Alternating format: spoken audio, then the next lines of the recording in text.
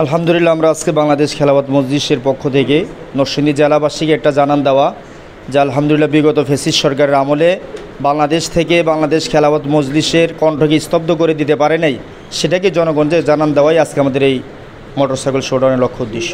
এটা সম্পূর্ণ একটা ভিত্তিহীন চিন্তাভাবনা যে ওলামায়ে কেরাম ক্ষমতায় গেলে বাংলাদেশ ফ্যাসিস্টটা যেরকম আমেরিকা যেরকম পশ্চিমা রাষ্ট্র যেরকম একটা ধারণা করে যে জঙ্গিবাদ রাষ্ট্র হবে, ইতিমধ্যে সারা পৃথিবী দেখছে আফগানিস্তানের চিত্র।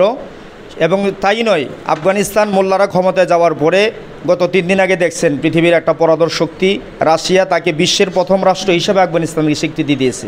শুধু রাশিয়া নয়, আমেরিকা পর্যন্ত বুঝতে সক্ষম হয়েছে যে যখন ওলামায়ে কেরাম ক্ষমতায় যাবে তো দেশ থেকে খুন, নৈরাজ্য, দুর্নীতি এবং সব ধরনের টেন্ডারবাজি সব কিছু বন্ধ হবে একমাত্র কোরআনের খেলাফতের মাধ্যমে। সুতরাং আমি এই দেশের জনগণকে আশ্বস্ত করতে চাই যে আপনারা দলমত নির্বিশেষে যদি রিকশা মার্কায় ভোট দিয়ে আগামী 10ম জাতীয় সংসদ নির্বাচনে যদি বাংলাদেশ খেলাফত মজলিসকে আপনারা সংসদ সদস্য হিসেবে নির্বাচিত করতে পারেন, ইনশাআল্লাহ শুধু মুসলমানরা, সর্বদলীয় মানুষ ন্যায় ইনসাফ এবং তারা সুখে শান্তি সমৃদ্ধির একটা বাংলাদেশ হবে বলে আমরা আশা করি ইনশাআল্লাহ। মানুষের কাছে আমরা এই জন্যই ভোট চাইব যে পিছনের ইতিহাস সকলেই জানে।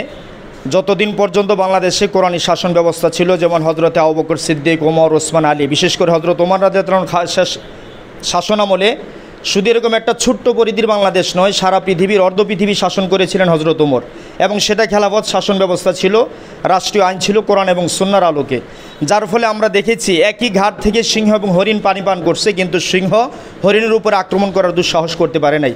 একটা নারী সেই ফোরাত নদীর ওপার থেকে শত শত কিলোমিটার সফর করে মদিনাতুল মোনাওয়ারায় আসছে।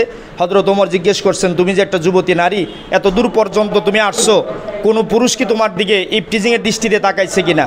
তো সে নারী অকপটে বলেছিল যে যখনই বুঝতে পারছে আমি ঘোড়ার উপরে একটা নারী আরোহী, তখনই তারা চক্ষু যে নিচের দিকে নিচ্ছে, দ্বিতীয়বার আমার দিকে তাকানোর দুঃসাহস করে নাই।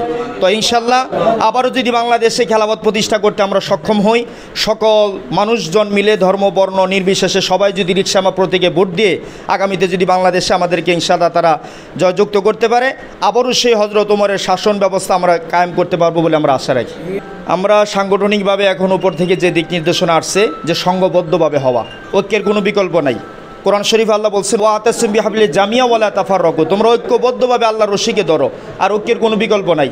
আমরা এখন আস্তে আস্তে আমাদের সামনে নির্বাচনকে রেখে আমরা চাইতেছি সকল ওয়ার্ড, সকল থানা পর্যায়ে, ইউনিয়ন পর্যায়ে সকল মানুষকে আমরা ঐক্যবদ্ধ করতে চাচ্ছি। ঐক্যবদ্ধের মাধ্যমে আমরা জনগণ পর্যন্ত পৌঁছাইব বলে আশা রাখি।